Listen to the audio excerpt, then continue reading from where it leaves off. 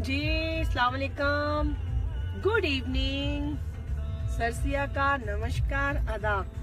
कैसे हैं जनाब? ठीक है? क्या हो रहा है? कैसे है आपकी फैमिली, आपके घर वाले कैसे हैं? बहुत सारे दिन हो गए थे आप लोगों से बात नहीं हो सकी और मैंने सोचा कि जो है आज दुबई की ट्रैफिक में आप लोगों के साथ सलाम दुआ ली जाए, हेलो हाय किया जाए। बहुत ज़्यादा ट्रैफिक है और ट्रैफिक के अंदर जो है इस वक्त जो है हम लोग बोर हो गए, तो मैंने सोचा कि मैं आपको भी बता।